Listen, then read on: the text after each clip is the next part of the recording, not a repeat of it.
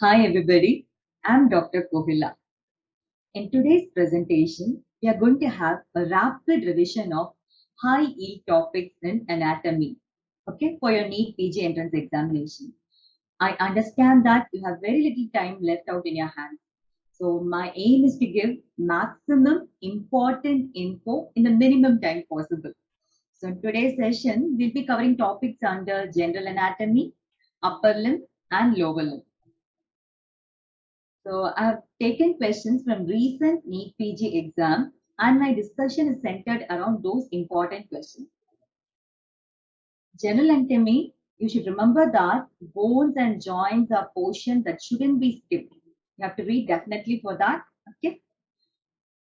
So this question is taken from your recent NEET-PG exam. Identify the type of the joint pointed out in the given image. So what is the joint pointed out? You can see the rib here. This is your thoracic vertebra, isn't it? This is the costovertebral joint. The options given are synchondrosis, symphysis, synovial, syndesmosis. So joints can be broadly classified into fibrous joint, cartilaginous joint, and synovial joint. What do you mean by fibrous joint? The articular ends of the bones, okay, they are connected by fibrous tissue, inseparable, like the affection between couples before marriage, isn't it? Fibrous joint can be further divided into sutures, syndesmosis, and gomphosis. In cartilaginous joint, we have two bones. The articulating ends of the bone will be, I'm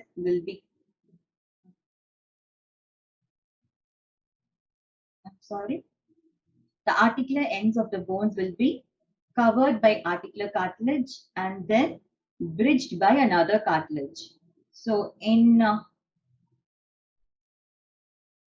primary cartilaginous joint, the articular ends are connected by the hyaline cartilage. In secondary cartilaginous joint, the articular ends will be covered by hyaline cartilage and bridged by fibrocartilage. So in cartilaginous joint, what is happening? Two articular ends are connected by a hyaline cartilage or fibrocartilage. So this can be compared to the children binding the parents after marriage, okay? And synovial joints, you know that the articular ends are covered by articular cartilage. There will be a capsule, synovial membrane, synovial fluid, and ligaments to support the joint. Okay. Primary cartilaginous joint is also called synchondrosis. Secondary cartilaginous joint is called symphysis. So how to remember primary and syn? Primary syn for you, it might differ from person to person at different point of lifetime, isn't it? For example, now to watch Amazon Prime some movie the night before your exam could be a primary syn, isn't it? Primary cartilaginous joint, synchondrosis. Okay. Secondary cartilaginous joint, symphysis. There are very few examples in the human body which comes under primary cartilaginous joint, and they are the junction between epiphysis and diaphysis, okay, which is made up of the growth plate that's made up of hyaline cartilage. That's the first example. The second one, the articulation between the basic sphenoid. This is your sphenoid bone. This is the occiput bone. So the junction between the basic sphenoid and basic occiput. Yeah, that is an example for primary cartilaginous joint. And the third one, if you see here, this light blue color that you see here, that's the costal cartilage. This is the rib, isn't it? The junction between the costal cartilage and the rib, what is it called? Any idea? The costochondral joint. all the costochondral joint, because primary cartilaginous joint, there's not going to be any movement at all. All the costochondral joint and the first chondrosternal joint between the first costal cartilage and the sternum. I'll write it down. The first chondrosternal joint are the examples for primary cartilaginous joint in our body. Is that fine? Now coming to secondary cartilaginous joint. Okay. What is its other name? Symphysis. So most of the exams, yeah, that is somehow a question on type of joint. Yes. Easy way to remember, all the midline joints of the human body, they come under secondary cartilaginous joint. And what did I tell you here? The articular ends are covered by articular cartilage made up of hyaline, but connected by fibrocartilage. And what is special about this joint? Yes, this fibrocartilage will not ossify. Okay? It will not ossify and it will not calcify also. All the midline joints in the body. So what are the examples? This is your vertebra. The intervertebral joint of the body, including your lumbosacral joint. Yes. And then manubriosternal joint. Manubriosternal joint. What is this one? Citysternal joint. Yes. Symphysis menti. All of you know what is the first bone to ossify in the body? Clavicle. What about the second bone to ossify? Always you know only the winners up, not the runners up, isn't it? The second bone to ossify in the body is mandible. Okay, to start ossification is mandible. Pubic symphysis. All the midline joints of the body, except your, remember the basisphenoid and basiocciput, they can be classified under secondary cartilaginous joint. There's one more exception here. This symphysis menti, okay, there is no fibrocartilage. It will be replaced by bone by end of second year. Is that clear? What is the other option given there for that question? Syndesmosis. So fibrous joint, I told you there are three types: suture, syndesmosis, and gomphosis. Syndesmosis is nothing but where two bones are connected by a fibrous membrane. And there are three examples here. Your middle radio-ulnar joint, radius and ulna connected by the interosseous membrane. The middle tibiofibular joint connected by the interosseous membrane. And the inferior tibiofibular joint. Okay, are the three examples for syndesmosis. Now, synovial joint, we know it has a broad classification depending upon the movement along which the axis takes place.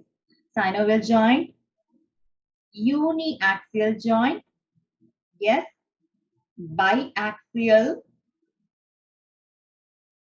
multi-axial, and lastly, planar or the gliding joint. Uniaxial is further divided into hinge and pivot. Okay. Yes. Uniaxial, hinge. What are the examples? Okay. By now, everything should be at the tip of your fingers. Tuck, tuck, tuck, tuck. Yeah. What are the examples of hinge joints in the human body? In the lower limb, you have the ankle joint permitting dorsiflexion, plantar flexion. Upper limb, elbow joint, flexion, extension of elbow. And the interphalangeal joint, isn't it? Flexion, extension of your fingers. These are the three examples for hinge joint, okay? Remember, high. Yes. H-A-E-I, uniaxial. I'll repeat it again. The ankle joint, elbow joint, interphalangeal joint of the fingers. Yes. Example for the hinge joint. What about pivot joint? Pivot joint. Yes. Pivot. You can see that this is your pivot joint. Sim. So all of you know about the actress Simran. Hip size 0. Yes. Pivot joint. Remember the mnemonic sim. Okay. Superior radio-ulnar joint.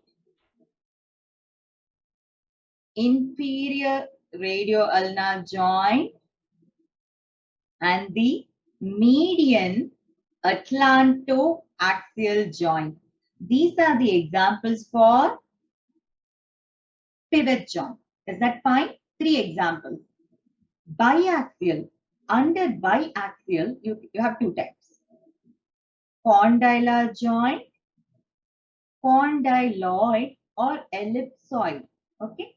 Condylar, you have the condyles of femur and tibia contributing to the knee joint. One more condylar joint in head and neck, temporomandibular joint. There's something special about temporomandibular joint.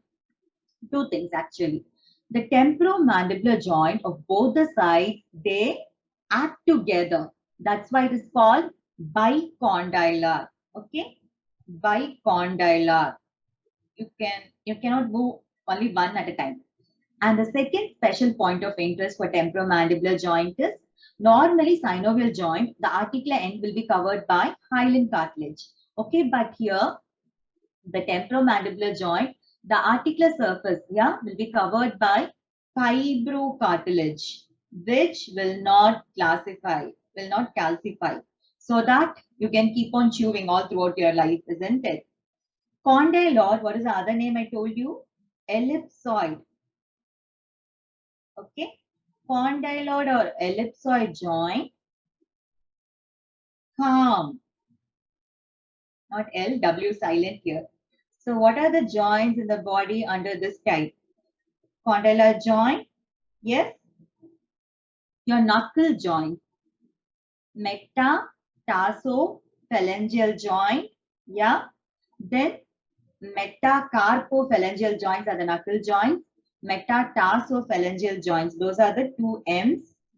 Wrist joint and atlanto-occipital joints. I'll write it down. For ellipsoid, you have atlanto-occipital joint.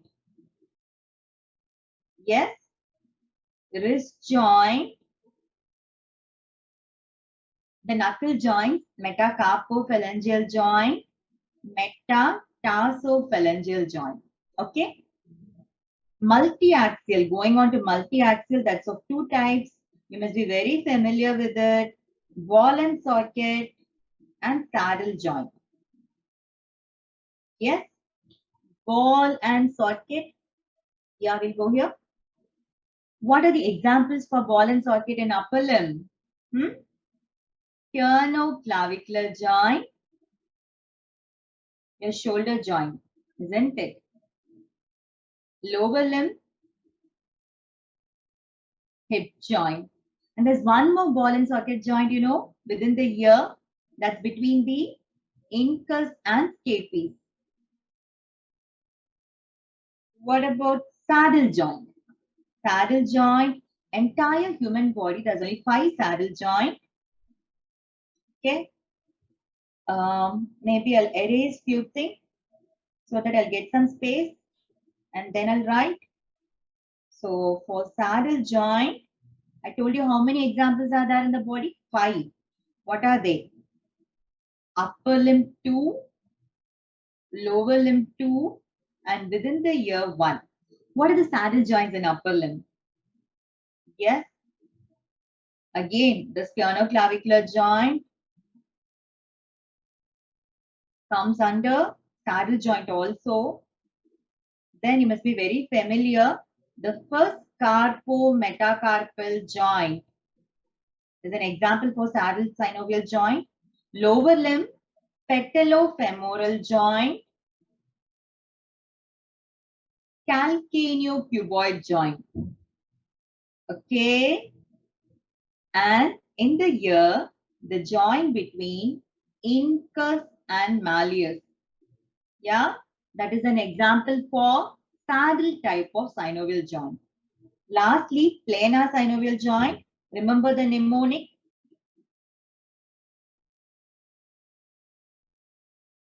Okay, IAS, plain. Okay, planar IAS.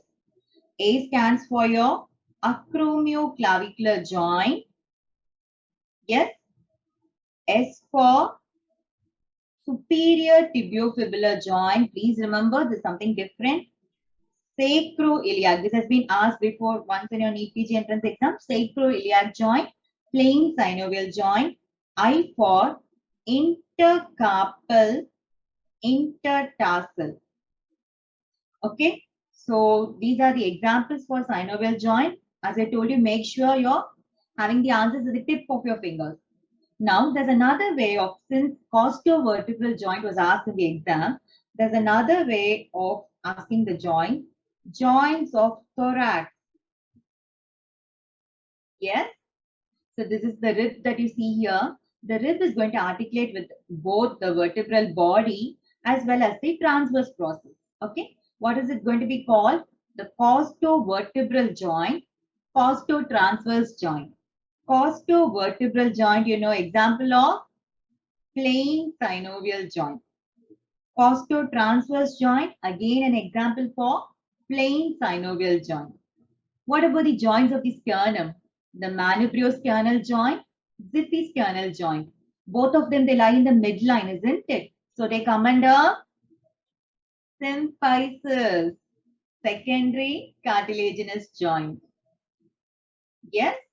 Now this I told you again, the joint between the costal cartilage and the rib. There shouldn't be any movement at all, isn't it? That comes under primary cartilaginous joint, which is called synchondrosis. Have you left out anything? We'll check it out. Yeah.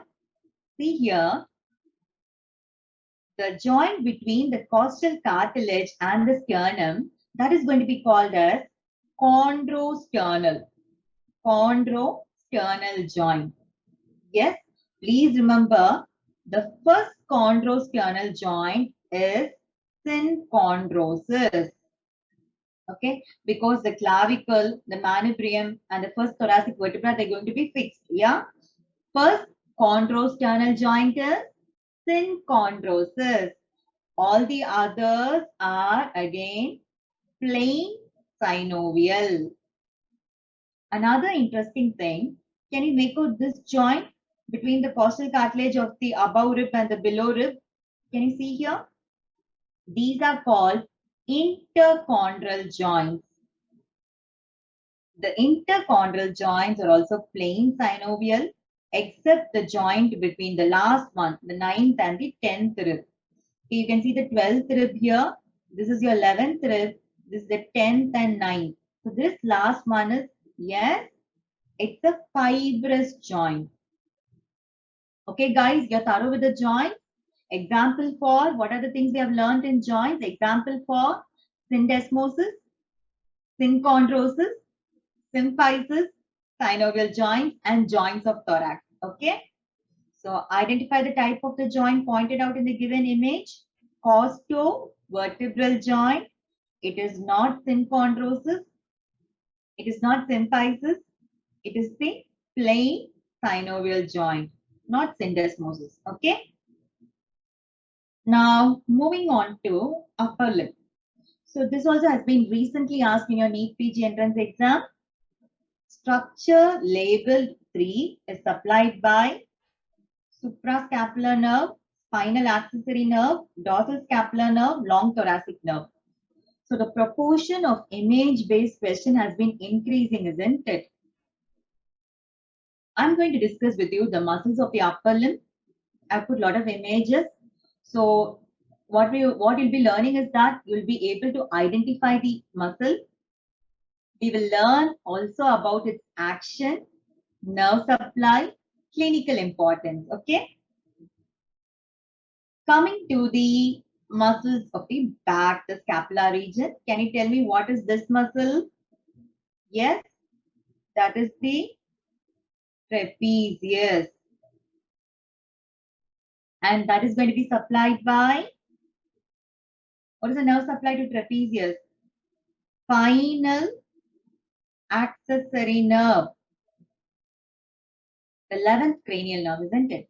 The spinal accessory nerve also supplies sternocleidomastoid. What is the action of trapezius? As you see here, the upper fibers will elevate your scapula, lower fibers will depress the scapula, middle fibers will retract scapula. What do you mean by retraction? This is the midline. So this is the border of the scapula.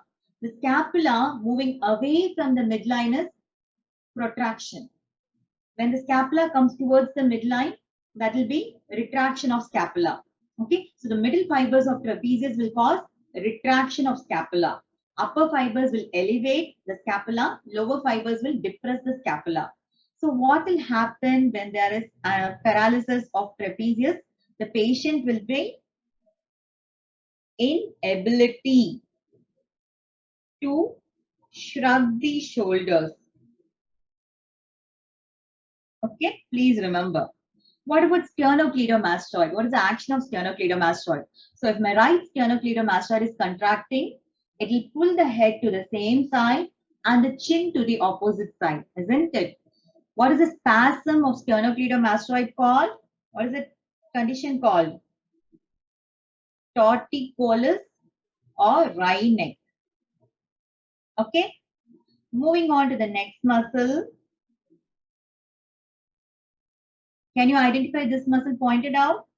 That's the Latissimus Dorsi. What is its other name? Climber's muscle. They tell it's well developed in monkeys, isn't it?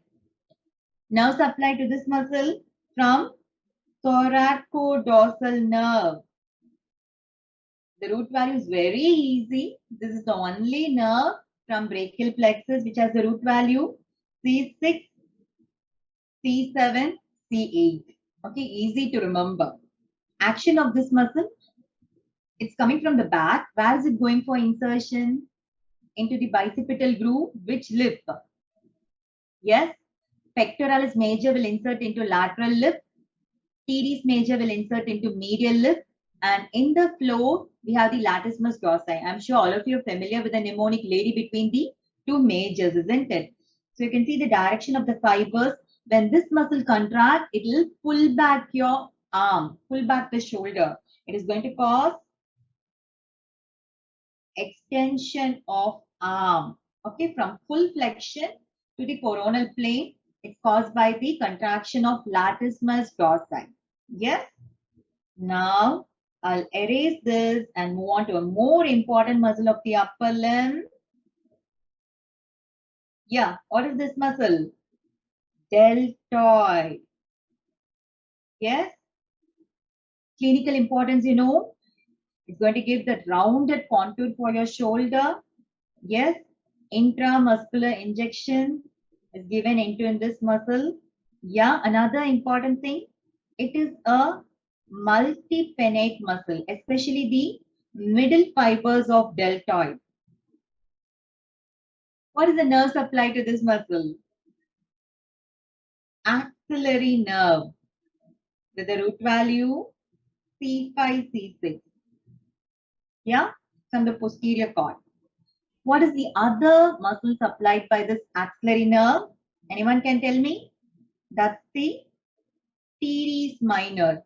In this image given, can you identify where is teres minor? It's related to which border of scapula? Lateral border of scapula. This is your teres minor. Okay, this one below is teres major. Right? So the axillary nerve, it supplies deltoid, it supplies teres minor. Okay, what are the conditions in which it can get injured? Yeah. So any intramuscular injection given into the deltoid in a wrong area can injure the axillary nerve. Apart from that, fracture to the surgical neck of humerus, because it's going to wind around the surgical neck of humerus along with the posterior circumflex humeral artery. Yeah. So what will be the features of axillary nerve paralysis? Motor component? Any sensory component? Yeah. So it's going to supply deltoid, which is going to cause abduction up to 90 degree, isn't it? Anterior fibers will flex your shoulder, posterior fibers will extend, and middle fibers will abduct up to 90 degree. So in axillary nerve injury, there will be loss of abduction. Okay, up to 90 degree, from 15 to 90. Sensory, this is very important. Is there any cutaneous branch coming from axillary nerve? Yes or no? It's going to give rise to the, please make a note of it, upper lateral cutaneous nerve of arm. Okay, that supplies the skin over the lower part of the deltoid. So an axillary nerve injury, if you're going to touch the person in that area, you will not feel it. And what is that called? Regimental badge of anesthesia, right? And there's one more MCQ to add to axillary nerve, and that this axillary nerve, it obeys the Hilton's law. What is Hilton's law? The nerve which supplies the joint also supplies the muscles acting on the joint as well as the skin over the joint. So this satisfies all the three criteria and it follows the Hilton's law. Is that okay? Now coming on to the other muscles of the scapula. Okay, I'll erase it guys here. So this is your semispinalis capitis, just because it's in the figure I'm telling, okay? Semispinalis capitis. This will be your splenius. This one, any idea which has been asked in the question? Levator Scapulae. And the muscle inserting into the medial border below the levator scapulae, this one will be rhomboids minor, rhomboids major. Here also I told you teres minor, teres major. Okay, so remember both rhomboids and teres, the minor is above and the major is below. You need not confuse with that. Nerve supply to levator scapulae. Yeah. What is the nerve supply to the levator scapulae? Dorsal scapular nerve with the root value C5. It is another important MCQ. You know brachial plexus? Yeah. It has a root, trunk, division, cords, branches, isn't it? Branches arise from root, trunk, and cord. This dorsal scapular nerve is coming from which part of the brachial plexus? Tell me. It's going to come from the root stage of brachial plexus. And the next question will be, what are the other branches that come from the root stage? Can you answer? Yes. Long thoracic nerve, also called nerve of Bell. And then a communicating or the accessory branch to phrenic nerve and muscular branches to longus colli and the scaleni muscles. All these arise from the root stage of brachial plexus. Levator scapulae action is easy. It's going to elevate your scapula. The rhomboids minor and major will retract the scapula. They'll bring the scapula closer towards the midline. Fine. Now, can you tell me what is this muscle? Supraspinatus. This one below the spine. Infraspinatus. No difficulty in identifying it. Another thing, both of them are going to be supplied by suprascapular nerve that comes from the Erb's point. What is the other nerve coming from the Erb's point? Nerve 2 subclavius, isn't it? But the action of both the muscles differ. What is the action of supraspinatus? It initiates abduction up to 15 degrees. So when you sit and write your exam for 3 hours continuously, won't you feel a pain over the back of your scapula and the scapular region above the spine. That's because of the contraction of supraspinatus. Okay, just keep your position of the hand in a writing position. Okay, that spasm over that area is because of the action of supraspinatus initiating abduction up to 15 degrees. So here, this is your greater tubercle of humerus. You see the insertion of supraspinatus, infraspinatus, and teres minor. All these three muscles are lateral rotator of humerus. Okay. Now, we have seen about teres minor, coming to teres major. No difficulty in identifying this, isn't it? What is the nerve supply to teres major? Lower subscapular nerve coming from posterior cord of brachial plexus. Any idea what is its action? Where did I tell you it is inserting into? Lady between two majors, medial lip of intertubercular sulcus. So this will cause medial rotation of humerus. Right, guys?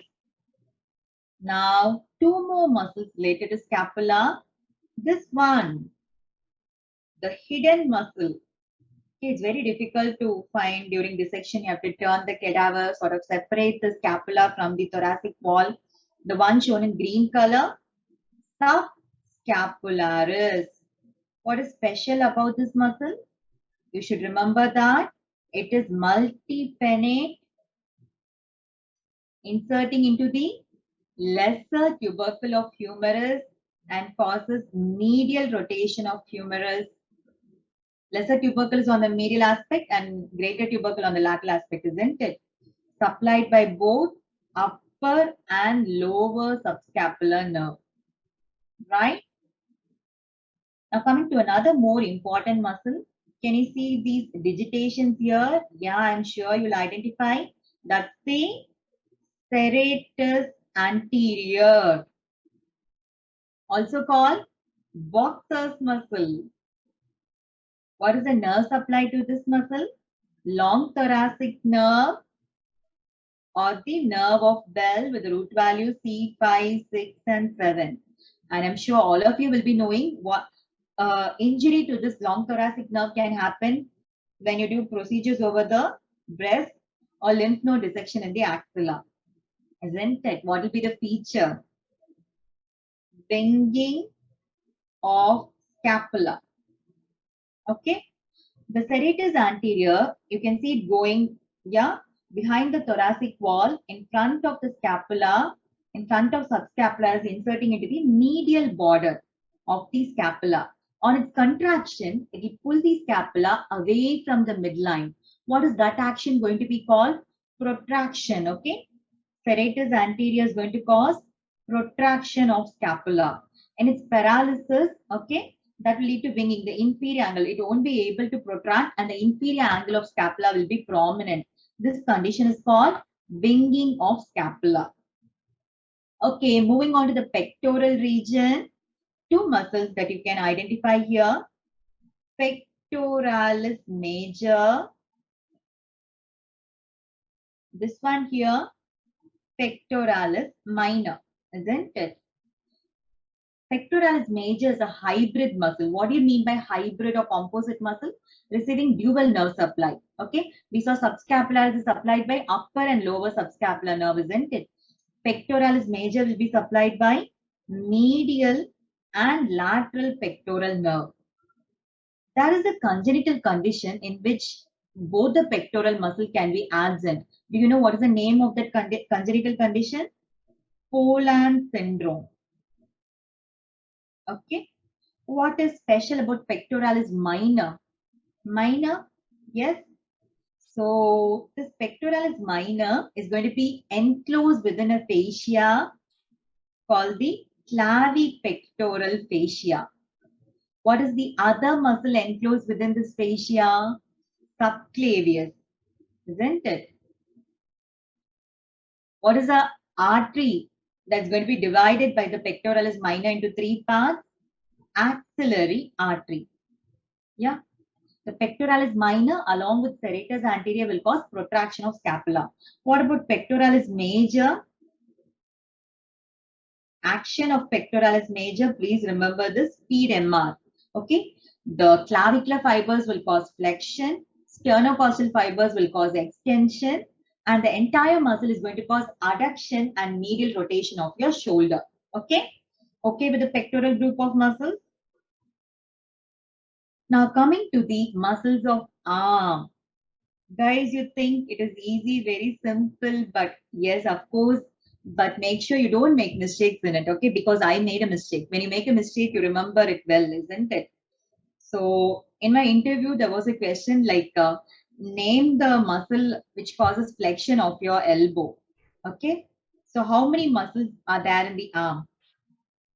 You know, with the bulk of the arm on the flexor aspect is produced by your biceps brachii, and this one in the upper part, that is your coracobrachialis. This one lower down here is your brachialis, isn't it? And we know that all of them are going to be supplied by musculocutaneous nerve. Now, my question is, are all these three muscles going to flex your elbow? Yes or no? Yes? No. Okay? The coracobrachialis, you should remember, it doesn't cross your elbow joint. Okay? It is a weak flexor of your shoulder joint. Okay? It inserts halfway in the middle of the arm. And brachialis, it originates only in the lower part of the humerus. Biceps and brachialis, they cross the elbow joint anteriorly. Hence, they cause flexion of the elbow. Now, I want you to understand few things here. So, I'm sure you'll identify the muscle. No harm in that. Okay. Can you tell me? I'm going to point out two things here, A and B. So, biceps brachii, you know, has two heads, isn't it? Long head and short head. Can you tell me which one is long head, A or B? Yes? Can you identify which is the long head here? A is the long head and B is the short head. How do I tell it? Look into the picture. This is your greater tubercle, lesser tubercle. This is the intertubercular sulcus. Traveling through the intertubercular sulcus is the long head of biceps brachii. This is the coracoid process of scapula. Okay. Originating from that, this is the short head of biceps brachii. You can see another muscle originating along with the short head of biceps that I told you again is your coracobrachialis. Okay, so you should know to identify the long head and short head. In relation to biceps brachii, you should remember there is two origin, two heads, two insertion and two action. Okay, so origin we have seen. Long head, intertubercular sulcus from the supraglenoid tubercle of scapula. Shorted with the from the coracoid process of scapula. What about the insertion? The tendon of biceps goes for insertion into radial tuberosity. And the bicipital aponeurosis that goes for insertion into the posterior border of ulna. Action, what did I tell you? Of course, it is the flexor of elbow. And one more action, it is a chief supinator also. It causes supination of the forearm. Okay, two origin, two insertion, two action that you should remember, but only one nerve supplying it, musculocutaneous nerve. Got it? Then, few words about the brachialis muscle. Okay, you can identify the brachialis. Here also you can make it out. This is your brachialis muscle. What is special about the brachialis muscle that inserts into the ulnar tuberosity fine? This is again an example for hybrid or composite muscle. Subscapularis Pectoralis Major, Brachialis. Okay. So it receives innervation not only from your musculocutaneous nerve, also from the radial nerve. But the fibers of the radial nerve, they are proprioceptive. They carry information about the joint position. Yes? Okay. In Erb's palsy, what is the attitude of the arm? So you can see the arm here is adducted, isn't it? You can make it out. Adducted, medially rotated. What is the position of the elbow here? Is it kept flexed or extended? Extended, isn't it? And pronated. Forearm is pronated. Okay, why am I talking about this now? Yeah. So in Erb's palsy, there is involvement of musculocutaneous nerve, the C5, C6 component of the musculocutaneous nerve. Musculocutaneous nerve supplies the biceps brachiae, brachialis, which are chief flexors of the elbow. So injury to the musculocutaneous nerve, what's happening? Loss of flexion. That's why the elbow is kept extended. Understood? Okay. Now coming to the muscles that you see in the forearm. Okay, this also has been asked in your NEET-PG entrance exam. Muscles of forearm. Okay, identification.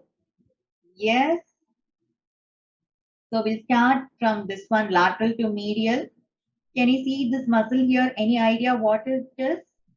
Pronator teres. So in the arm, we saw coracobrachialis doesn't cross the elbow. It stops halfway in the middle, isn't it? Similarly, the pronator teres also stops halfway in the forearm. Immediately next to pronator teres, the one that you see here, flexor carpi radialis, right? And then along the ulnar border, the ulnaris will be along the ulnar border. This is your flexor carpi ulnaris. And the one in between the two here, this is your palmaris longus. Okay, there was a question. What is the nerve involved in pronator teres syndrome? Can you tell me the answer? Name the nerve involved in pronator teres syndrome. This pronator teres has two heads of origin, one from the humerus and the other from ulna. So what is happening? Which nerve is going to pass through the two heads? The median nerve. You know, in the cubital fossa, the median nerve is the medial most content. The median nerve, it enters the forearm, passing between the two heads of pronator teres. Okay, it can get entrapped there, leading to pronator teres syndrome. So the nerve involved in pronator teres syndrome is median nerve. Got it? Yeah. Flexor carpi radialis, flexor carpi ulnaris, they'll act only on the wrist joint. They're not going to go into the hand. But flexor carpi ulnaris, you should know it's going to insert into the pisiform bone. What type of bone is pisiform bone? Sesamoid bone, which ossifies around 12 years. So in the X-ray of the hand, if you get to see the pisiform bone, which means that the individual is about 12 years of age. Palmaris longus in the hand, it will give rise to palmar aponeurosis and your flexor retinaculum, right? Here you get to see, so these are the superficial group of muscles. If you remove this layer, underneath that you'll see another broad sheet of muscle, flexor digitorum superficialis. An interesting thing is that if you see the flexor digitorum superficialis, the nerve which is plastered to its undersurface will be again median nerve, right? And if you remove the flexor digitorum superficialis, you'll come to see the deep muscles of the forearm. Okay, and they are the flexor pollicis longus on the lateral aspect, flexor digitorum profundus here. Beneath the two, you'll get to see the pronator quadratus. You should remember that The flexor pollicis longus is a unipennate muscle. Okay. What is the potential space which is related to this deep flexor muscle?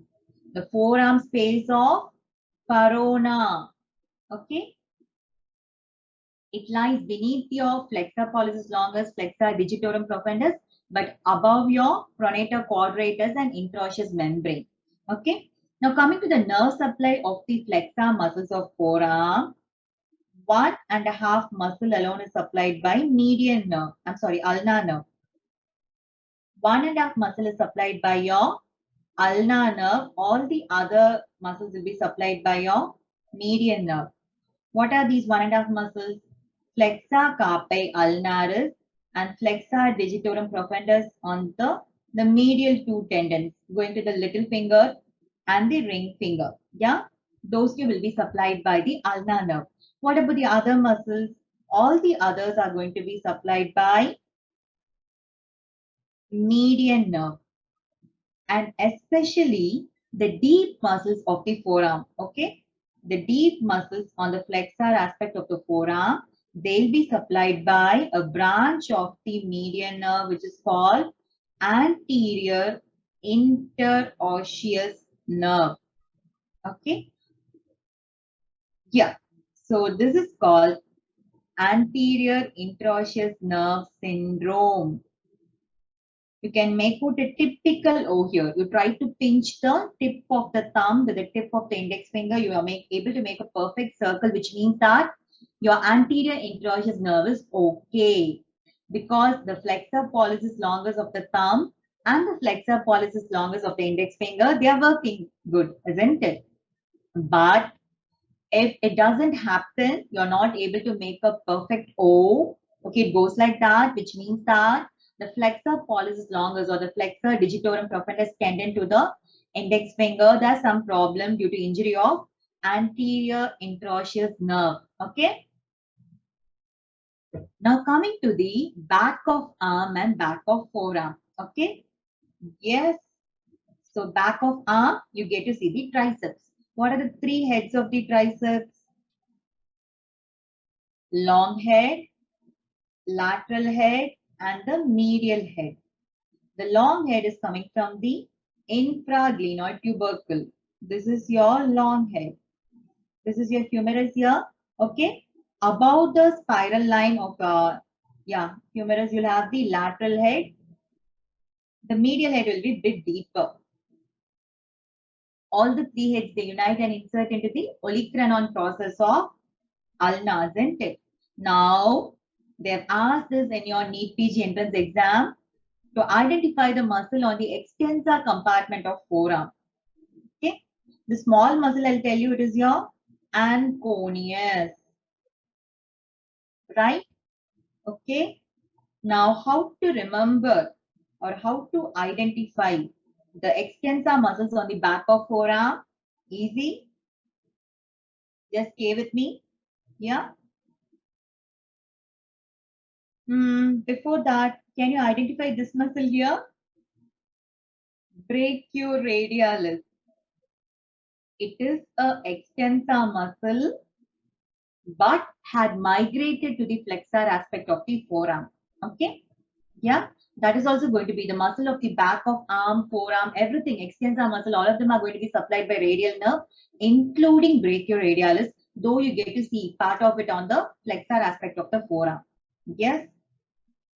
Now, how to identify the extensor muscles on the forearm, back of forearm? Yeah.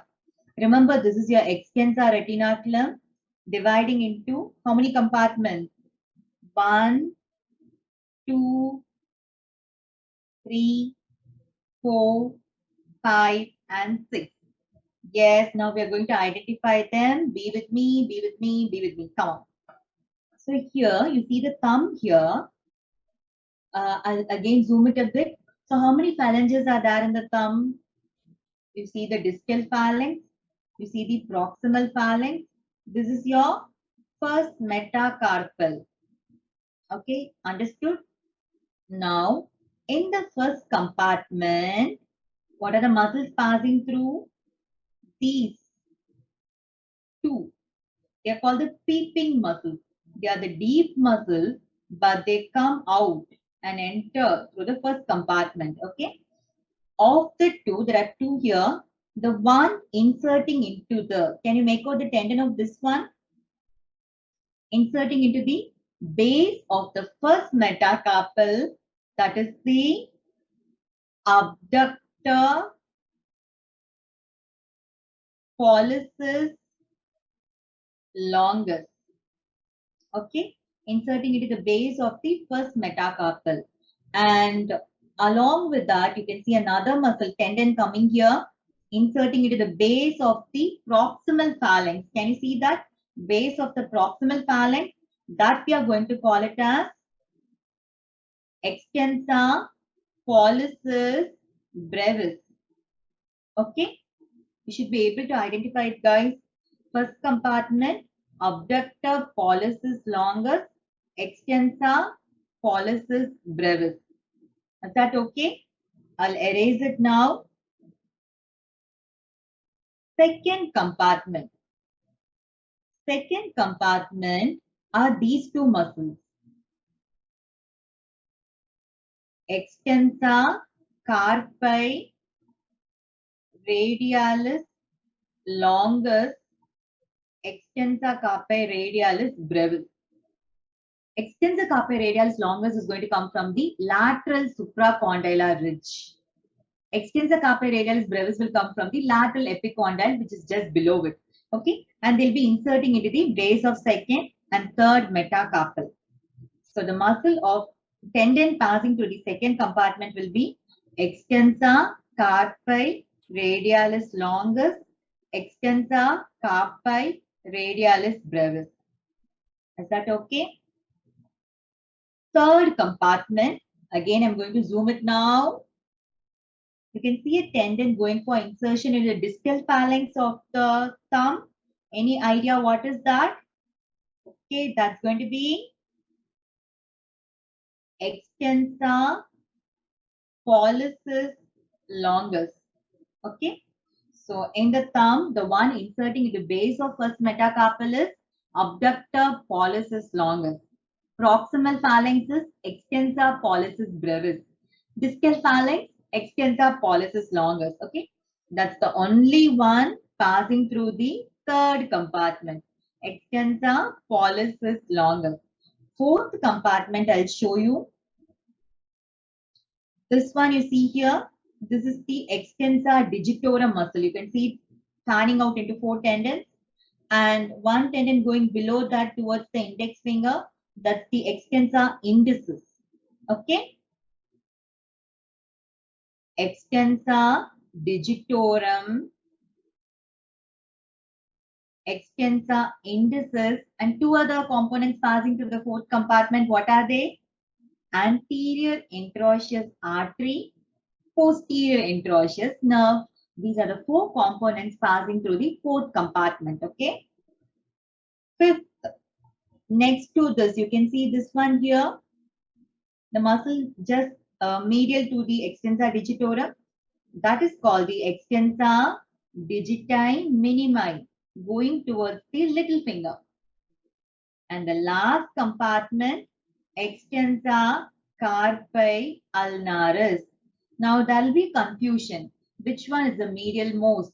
Which is passing to the sixth compartment, whether it's the digiti minimi or carpi ulnaris. What did I tell you? The ulnaris, whether it's flexor carpi ulnaris or extensor carpi ulnaris, those two tendons will lie along the medial border. Okay, so please don't forget it. Okay with this? Tendons, you should be able to identify the, if you want, I can repeat it now. This is your brachioradialis. That is also supplied by radial nerve. This is your extensor carpi radialis longus, extensor carpi radialis brevis passing through second compartment.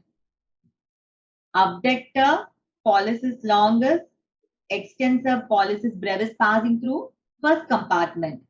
And extensor pollicis longus tendon inserting into distal phalanx of thumb passing through the third compartment. Fourth compartment, four components. Extensor digitorum, extensor indicis, anterior interosseous artery, posterior interosseous nerve. And this is your extensor digitorum minimi passing through fifth compartment. And in the ulnar border, extensor carpi ulnar is passing through the sixth compartment. Is that fine? Now coming to another more important part. So I told you I'm not only going to teach you about identification of muscle, its action, nerve supply, and clinical importance also. So you know that all of them are going to be supplied by a radial nerve and they're going to cause extension. But our radial nerve, okay, should remember at different level it can get injured and it's going to give rise to different branches at different level. The branches of the radial nerve in the axilla, okay, is to the long head, two muscular branches and one cutaneous branch. Long head of triceps and medial head of triceps and one cutaneous branch I told you. Posterior cutaneous nerve of arm, right? And while in the spiral groove, it gives again another branch to supply the medial head of triceps that also supplies anconeus, okay? And branch to supply the lateral head of triceps and two cutaneous branches.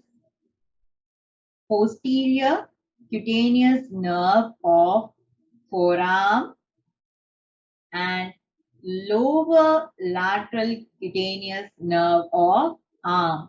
Now my question is, wake up guys.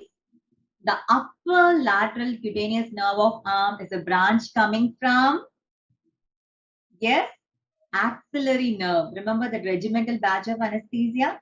Okay, upper lateral cutaneous nerve of arm coming from axillary nerve. Lower lateral cutaneous nerve of arm coming from spiral groove.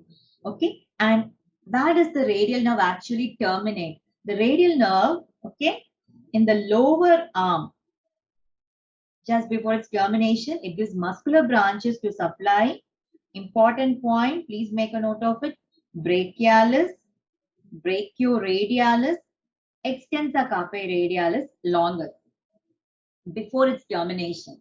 Yes, and it terminates at the level of lateral epicondyle. It terminates at the level of lateral epicondyle into a superficial branch that is entirely cutaneous. Okay, that is entirely cutaneous, and a deep branch that is entirely motor. Okay. Now, one more muscle we have to stress, the supinator muscle.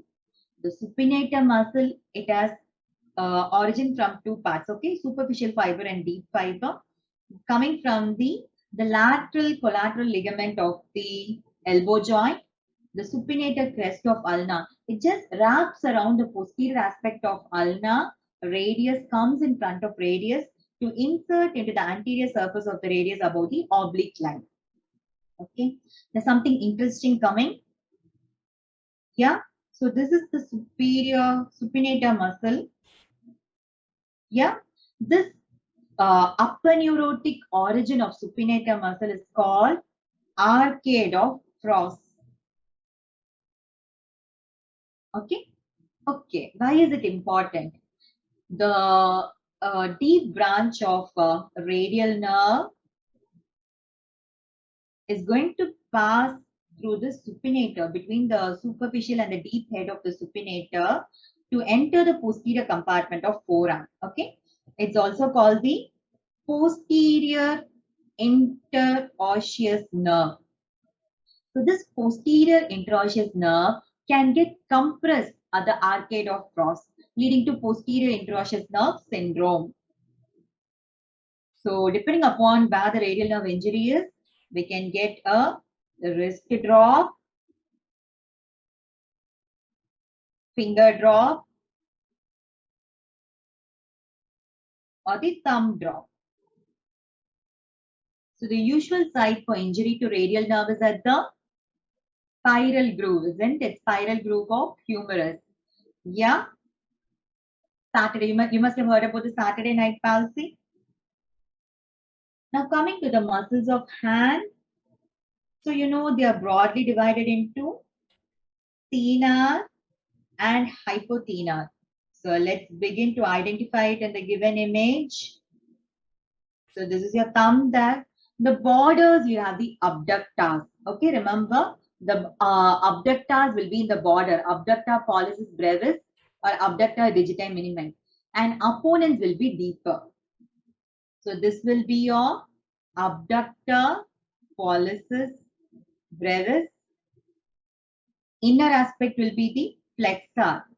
Flexor pollicis brevis. And on a deeper plane will be the opponent's pollicis. What are the hypothenar muscles? Yeah. So the border I told you, abductor digiti minimi. Inner aspect will be your flexor digiti minimi. And on a deeper aspect, okay, will be your opponent's digiti minimi. Okay.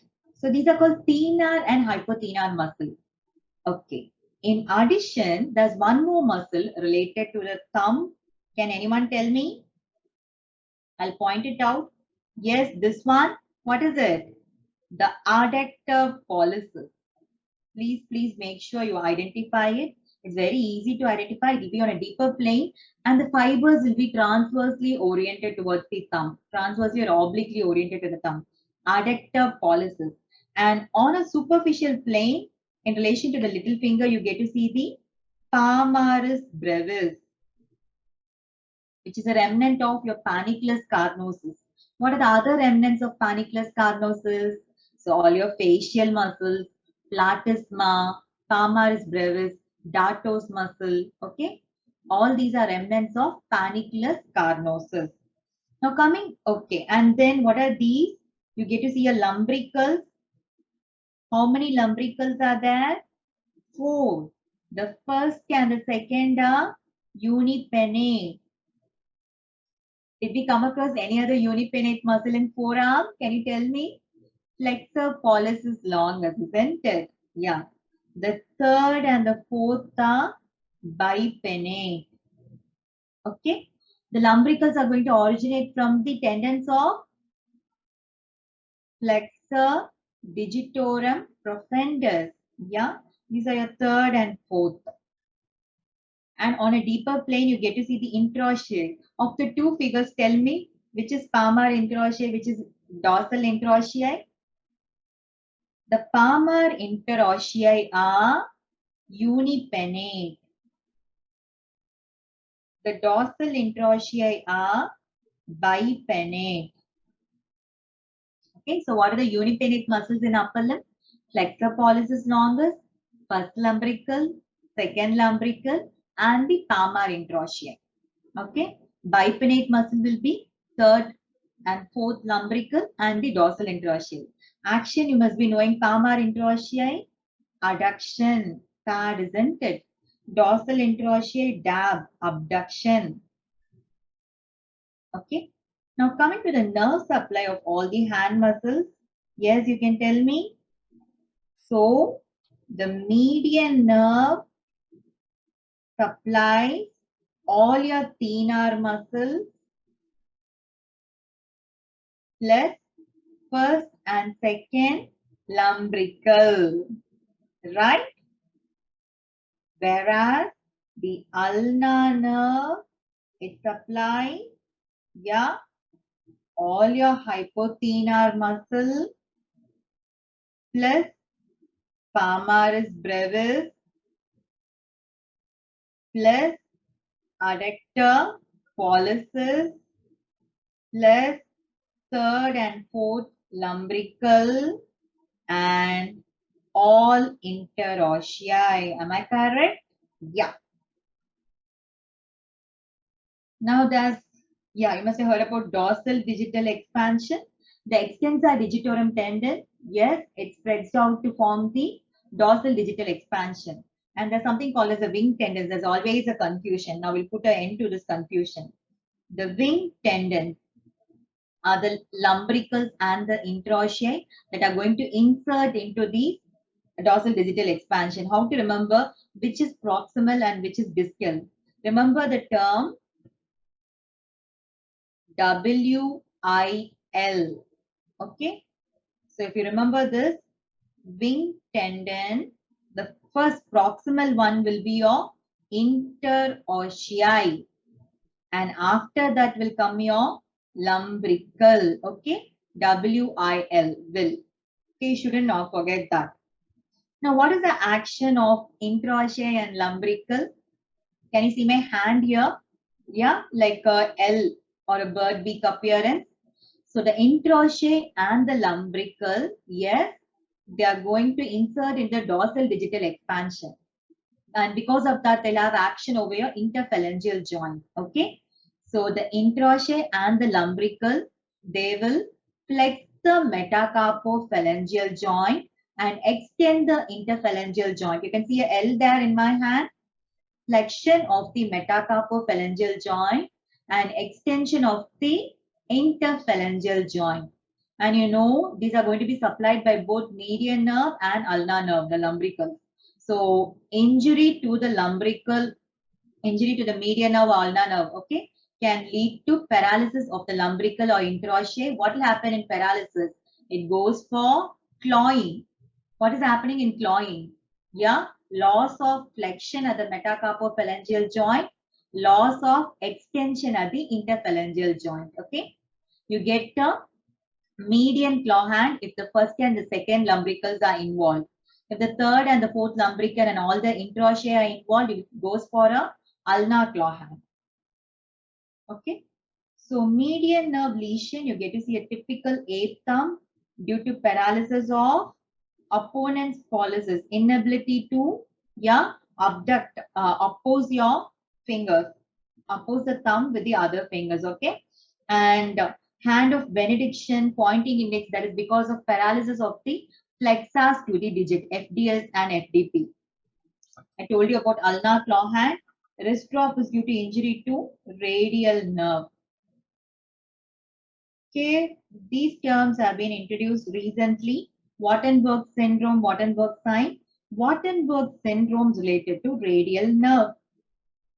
I told you the radial nerve terminates at the level of lateral epicondyle, dividing into a superficial branch that comes underneath the brachioradialis to the, yeah, and the deep branch called the posterior interosseous nerve to supply the muscles, extensor muscles in the posterior compartment of forearm. So pain along the superficial branch of radial nerve, that is called Wartenberg syndrome because of compression of the brachioradialis. Wartenberg sign is due to involvement of the ulnar nerve. Okay, here the patient will not be able to adduct. Adduction is action of your palmar interossei, isn't it? Will not be able to adduct your little finger towards the ring finger. That is called Wartenberg sign. Okay, guys, we are done with upper limb for now. The structure label 3 is Levator Scapulae, that is supplied by dorsal scapular nerve, that also supplies rhomboids minor and major with the root value C5 coming from the root stage of brachial plexus. The other branches from the root stage of brachial plexus, I told you, long thoracic nerve. Yes, come on, tell me. Then communicating branch or the axillary branch to phrenic nerve, muscular branches to longus colli and Scapularis anterior, right? Okay, now we'll quickly flip through lower limb. Yeah. Identify the incorrect statement about femoral nerve has been recently asked in one of your NEET-PG entrance examination. Femoral nerve, all of you know, it comes from the lumbar plexus. Of course, it is the largest branch of lumbar plexus. It has the root value L2, L3, L4. It is going to supply the quadriceps femoris. But yes, it comes from the dorsal division of ventral rami. The obturator nerve, which shares the same root value L2, L3, L4 that is made up of ventral divisions of ventral rami. Okay. So thigh, if you take, will be divided into three compartments. What is that? Anterior compartment or the front of thigh. And then medial compartment of thigh, posterior compartment of thigh. Okay. So the muscles in the front of thigh that's formed by mainly by your quadriceps, isn't it? What is the actions of quadriceps femoris? It's going to, yes, extend the knee. And the nerve of anterior compartment of front of thigh is femoral nerve. Okay. The medial compartment of thigh consists of your adductor muscles. Okay. Those will adduct the thigh. And all these adductor muscles are going to be supplied by obturator nerve. Posterior compartment of thigh consists of your hamstring muscles. Yes, these hamstring muscles, what will they do? They will flex your knee, extend the hip. And these are going to be supplied by tibial component of sciatic nerve. Okay, even if it is given as an image, you should be able to answer this. Okay, so what is this? Pain along the lateral surface of the thigh. What is the nerve involved? Lateral femoral cutaneous nerve. Now, where is this lateral femoral cutaneous nerve coming from? Root value L2, L3. It's from the lumbar plexus. Okay, it's not from the femoral nerve. So, femoral nerve, if you see, branches will be given off from the trunk. It is a very short trunk. It will soon divide into anterior division and posterior division. The branches that come from the trunk are nerve to iliacus, nerve to pectineus, and vascular branches to supply of femoral artery. Okay. Anterior division will give two cutaneous branches. The medial cutaneous nerve of thigh, intermediate cutaneous nerve of thigh. And then one muscular branch to supply the sartorius muscle. Okay, that's what I want to stress here. The medial and intermediate cutaneous nerve of thigh, they come from femoral nerve. The lateral cutaneous nerve of thigh, it comes from directly from lumbar plexus. This lateral cutaneous nerve of thigh can get entrapped within the fibers of inguinal ligament, and pain may radiate along the lateral surface of the thigh. That condition only we call it as meralgia paresthetica. Right? From the posterior division, yeah, there's one cutaneous branch. The longest cutaneous nerve in the body. What is that? Saphenous nerve, right? And four muscular branches to supply of quadriceps. What are the component of quadriceps femoris? Vastus, medialis, vastus lateralis, vastus intermedius, and rectus femoris. Remember that rectus femoris is bipinnate in appearance, okay? What will happen when there's injury to femoral nerve? Injury to femoral nerve, which action of knee will not be possible? There will be loss of extension of knee joint. Please remember. Okay. Now, injury to which of the pointed structure? There's something labeled A, B, C, and D. Injury to which of the pointed structure will cause loss of cutaneous sensation along the first interdigital cleft. Okay. So in order to understand this, we'll have a quick revision about the nerve supply of entire lower limb. So, you know, the femoral nerve, it supplies the muscles in the anterior compartment of thigh and then medial compartment by obturator nerve, isn't it? And then the rest of the lower limb is going to be supplied by, what is this nerve that you see here? The sciatic nerve. That is the thickest or the widest nerve in the human body, coming from sacral plexus. It has two components, tibial component and common peroneal component. So where do you see the sciatic nerve here? Yeah, it's going to enter the gluteal region through the greater sciatic foramen.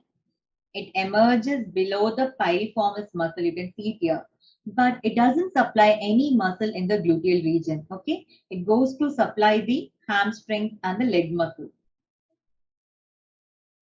In the back of thigh, okay, you have the hamstring group of muscles. What are they? Semi-tendinosus, semi-membranosus, the long head of biceps femoris, plus the ischial head of adductor magnus. All these are grouped under hamstrings. The hamstrings originate from your ischial tuberosity, insert into either tibia or fibula. What is their action? They have to flex your knee, isn't it? They go behind the knee. So flex the knee joint, extend the hip. And the hamstring, all of them are going to be supplied by tibial component of sciatic nerve. Okay, there is this one, the short head of biceps femoris, that's going to be supplied by common peroneal nerve. Okay, guys, remember that. Okay, this is another image-based question in which you should be able to definitely identify whatever you see here. So the easiest to identify here is the thickest cutaneous nerve, right? Your sciatic nerve. The second easiest to identify in this image is, you see the sciatic nerve, okay? It emerges below some muscle, isn't it? So what is the muscle that you see here, below which the sciatic nerve emerges? This is your piriformis muscle. That's the key muscle of the gluteal region. You see the sciatic nerve, you see a muscle from which beneath it emerges. That muscle is going to be piriformis. Okay. Then you can see the sciatic nerve running along a lot of muscles, isn't it? A lot of muscle underneath the sciatic nerve. These are called the muscles that form the bed for sciatic nerve. So what are the muscles that form the bed for the sciatic nerve? This one here, this is your superior gemelli. This is inferior gemelli. This is tendon of obturator internus. Gemelli means, the term gemelli means twins. Okay. Superior gemelli, inferior gemelli with the tendon of obturator internus. Yeah. And below that, quadratus femoris. Okay. All these are called the short lateral rotators of your hip. Short lateral rotators of your hip joint, all the muscles that form the bed for the sciatic nerve. Okay, now I'll erase out this. Okay, you see the gluteus maximus muscle has been cut, yeah, and here again, this is your gluteus medius muscle, yeah, gluteus medius muscle, the cut ends you see here. And this one, which you see underneath the gluteus medius, this one, that's the gluteus minimus. Okay, so you can identify all the three muscles here. Gluteus maximus, the huge bulk, and beneath that, the upper neurosis that covers your gluteus medius is gluteal upper neurosis. Yeah, and there's one more muscle that you should definitely appreciate. Here in the corners, can you see this muscle here? What is this muscle? Tensor fascia lata. Okay, this is your iliotibial tract. So there's an MCQ there. Yeah. Name the two muscles that inserts into the iliotibial tract. Gluteus maximus and tensor fascia lata. Okay. So I'm sure you will not have a problem in identifying gluteus maximus, gluteus medius, gluteus minimus, and tensor fascia lata. Right? Now coming to the nerves that you see here. So you see a nerve emerging above the piriformis here. Yeah, that is your superior gluteal nerve, and the vessel accompanying it is superior gluteal artery. This one, right? And the nerve emerging below the piriformis, but it's curling up. You can see it here. It's curling up to reach the gluteus maximus. That is your inferior gluteal nerve accompanied by the inferior gluteal artery. Now tell me, what are the muscles supplied by superior gluteal nerve and inferior gluteal nerve? Inferior gluteal nerve is going to supply gluteus maximus. What is the action of gluteus maximus on the hip? Extension and lateral rotation. So injury to inferior gluteal nerve, extension and lateral rotation become sort of weak. Yeah, mainly extension is affected. Superior gluteal nerve is going to supply three muscles. Gluteus medius, gluteus minimus, and one more, tensor fascia lata. What happens when there is injury to the superior gluteal nerve? You get something called as the Trendelenburg sign. What is Trendelenburg sign? Just listen to these words, okay?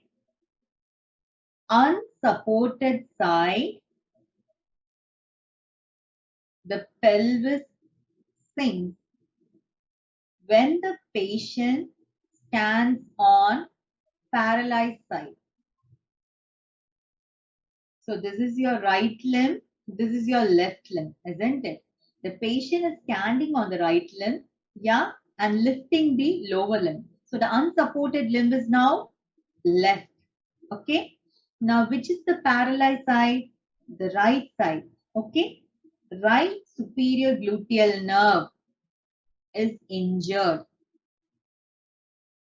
There is paralysis of the three muscles supplied by it. Gluteus medius, gluteus minimus, and tensor fascia lata, which are the abductors. And not only abductors, they also support the weight of the pelvis on the unsupported side. Okay? Unsupported side, the pelvis sinks when the patient stands on the paralyzed side. So if your right superior gluteal nerve is injured, there is paralysis of the right gluteus medius, right gluteus minimus, right tensor fascia lata, which is supposed to support the pelvis of the unsupported side. Okay, but when these are paralyzed, the pelvis on the unsupported side sinks down. Got it? Okay. Now this is the region of popliteal fossa. So the sciatic nerve at the upper angle of the popliteal fossa, it is going to divide into tibial nerve and common peroneal nerve. Tibial nerve runs straight down into the back of the leg and then into the sole.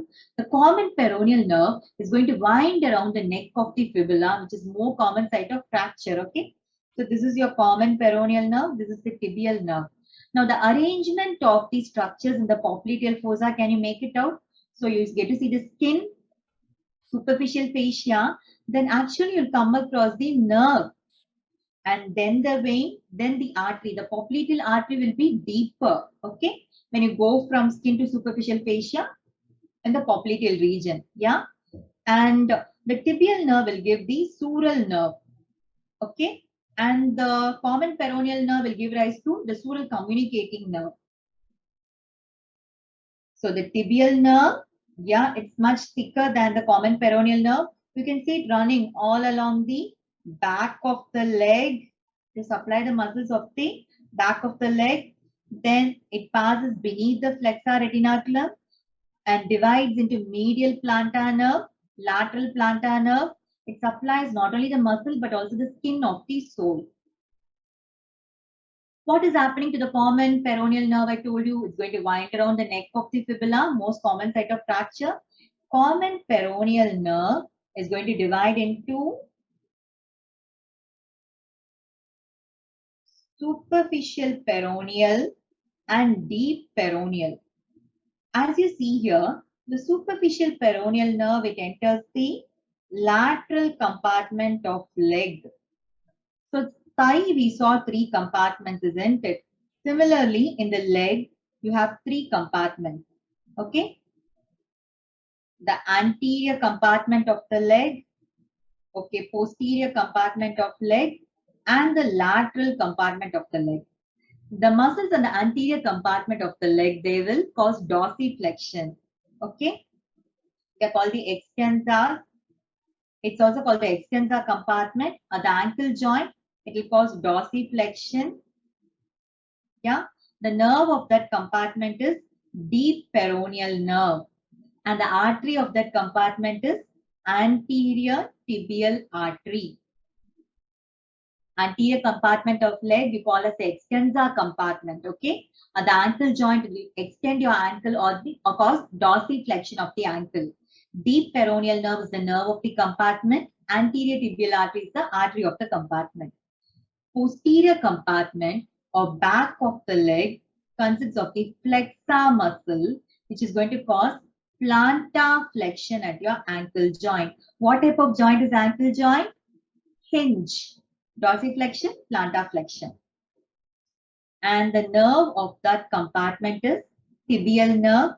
Artery of that compartment is posterior tibial artery.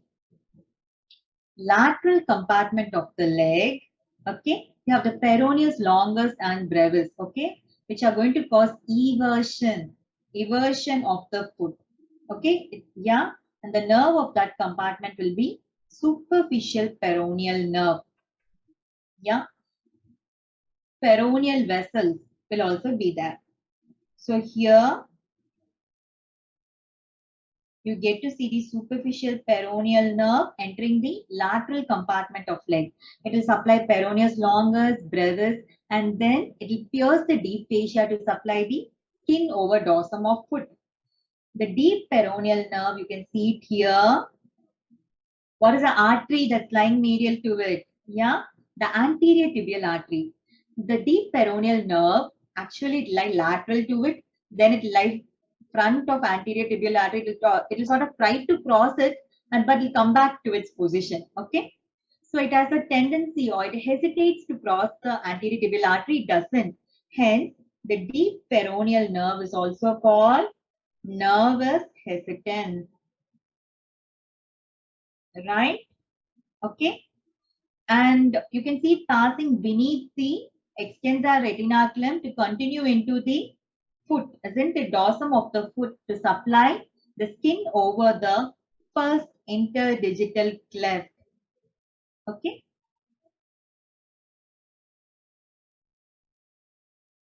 So we saw what will happen: injury to femoral nerve, loss of extension at the knee. Injury to obturator nerve, loss of adduction at the knee. Okay. Now injury to the tibial nerve, what will happen? Tibial nerve is going to supply the back of leg muscles and then sole muscles, isn't it? So there'll be loss of plantar flexion. Injury to the superficial peroneal nerve. Of course, everything will have a cutaneous component. Loss of eversion of the foot. Injury to the deep peroneal nerve. It supplies the extensor compartment of the leg. Loss of dorsiflexion. So if you're not able to dorsiflex, then the foot goes for a drop. That's what, okay, it's also called as the foot drop. As you see here, inability to dorsiflex. And now you can tell me here, this very important, cutaneous innervation of the dorsum of the foot. Yeah. So the major area that you see here, innervating the skin over the dorsum of the foot, this one is your superficial peroneal nerve. It is compared to the musculocutaneous nerve of upper limb. Yeah. And then the ball of the great toe, the skin on the medial aspect up to the ball of the great toe or the first metatarsophalangeal joint, that's by the saphenous nerve, right? And the skin along the lateral border of the foot, that's by the sural nerve, which is a branch coming from tibial nerve. This yellow color that you see here, the skin over the first interdigital cleft, that's from the deep peroneal nerve. Okay, guys? So this was our question, isn't it? So we'll analyze this image a little bit. Okay, now you get to see two bones here. So it is thigh or leg. You get to see two bones. So definitely it is leg. Okay. And one bone you see it is bigger and the other one smaller. So the bigger bone will be tibia. And the smaller one is going to be fibula. So which is medial and lateral? Yeah. This is medial. This is lateral. Yeah. Tibia on the medial aspect, fibula. Now how to identify anterior and posterior? In your leg given, if you touch and see, where do you get to see the bulk of muscles in the leg, front or behind, back? That's why it's called the calf, isn't it? So this is anterior, this is posterior. So you're able to orient to this cross section. Medially tibia, laterally fibula, anterior the small bulk, and the posterior you get to see the bulk of muscles there, the calf muscles. Okay, this is your interosseous membrane connecting the fibula and the tibia. This is your anterior intermuscular septa extending from the anterior border of fibula, posterior intermuscular septa extending from the posterior border of fibula. And the three compartments here, the anterior compartment, posterior compartment, lateral compartment. Okay. Now stay with me. You have to identify the muscle. Is this color okay? So the anterior compartment, this one originating from the tibia, that is your tibialis anterior. Yeah. So it not only dorsiflexes, it also causes inversion of your foot along with tibialis posterior. Okay. And something special about this muscle, it is circumpinnate. You have a tendon in the center and the fibers will be like arranged in a circle. Okay. That's the only example for circumpinnate arrangement of muscle fiber, tibialis anterior, right? And then this one will be your extensor hallucis longus. This is your extensor digitorum longus, anterior compartment muscle. Okay. And the nerve that you get to see here will be, what is the nerve of the anterior compartment? Deep peroneal nerve. The artery will be anterior tibial artery. Now coming to the lateral compartment here, this muscle that you get to see here will be your peroneus longus, right? And this one more deeper will be peroneus brevis. And you can make out a nerve here. That will be your, what is the nerve of the lateral compartment? Superficial peroneal nerve, right guys? Okay. And then posterior compartment, we go from outer to inner. You can see two heads here. Yeah. This is your gastrocnemius. This will be the lateral head.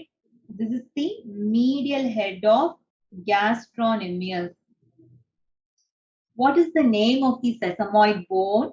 that lies within the lateral head of gastrocnemius? Any idea? Fibula. Okay. And then here beneath the medial head, you get to see a tendon here. That's the tendon of plantaris. This big bulky muscle you see here with a plexus of veins, that's going to be the soleus muscle, right? And then coming to the deeper part, this one here originating from the tibia, that will be tibialis posterior muscle. Okay. Yeah. And this one here will be your flexor digitorum longus. And this one will be flexor hallucis longus. The nerve that you get to see here will be the Tbl nerve of the posterior compartment of leg, accompanied by the posterior tibial artery. This group of vessels that you see here in relation to the crest of fibula will be peroneal artery and the veins accompanying it, which is a branch of posterior tibial artery. Is that okay, guys? Okay. So identify the bone, tibia, fibula, interosseous membrane, anterior, posterior, intermuscular septa. The three compartments: anterior compartment, posterior compartment, lateral compartment. Okay. So here, injury to which of the pointed structure will cause loss of cutaneous sensation along the first interdigital cleft? What is the answer? D. Okay, D is your deep peroneal nerve. A will be the saphenous nerve in the superficial fascia. B is your tibial nerve. C is the superficial peroneal nerve. Right? Okay, we have come to the last part of today's presentation. So here you get to see one bone. What is this bone here? That's your femur. This is the anterior surface of femur. You see something pointed out here, isn't it? That's the linea aspera.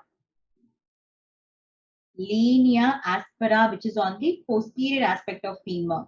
So this is anterior, this is posterior. Yeah. To the linea aspera, three intermuscular septa will be attached.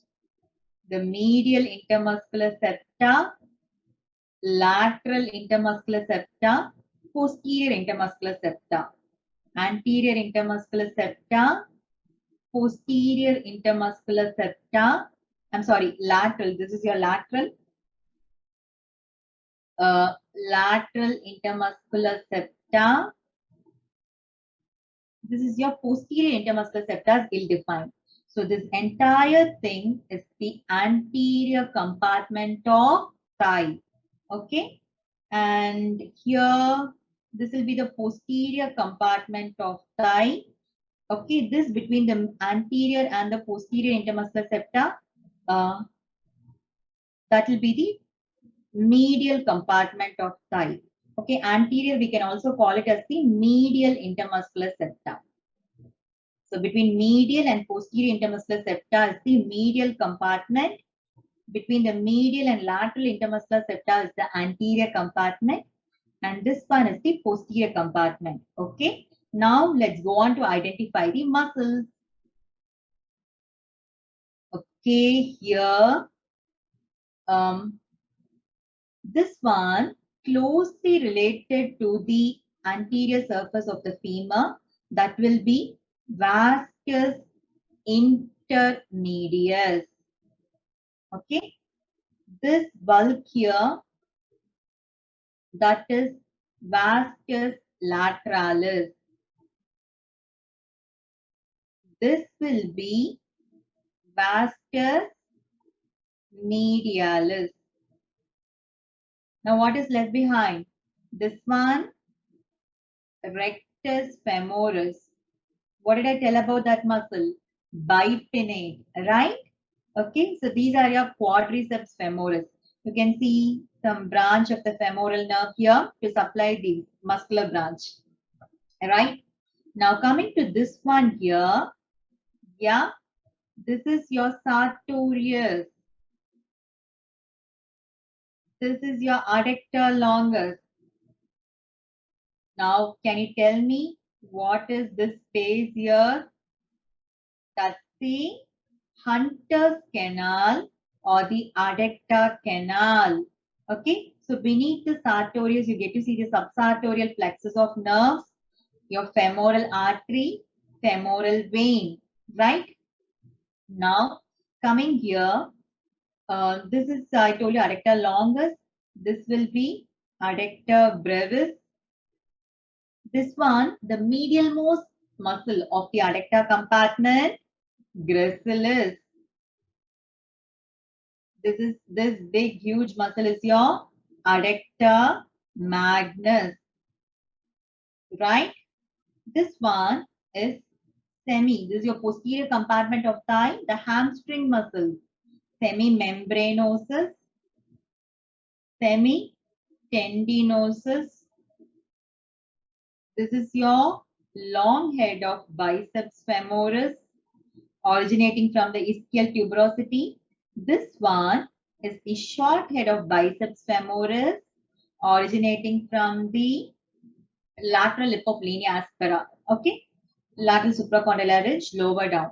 Yeah, supplied by common peroneal component of sciatic nerve. Now, can you tell me what is this nerve that you see here? That's the sciatic nerve. Okay. So guys, is it okay? Any doubts, get back to me. Be thorough with the image-based questions. We'll wind up the session. Thank you.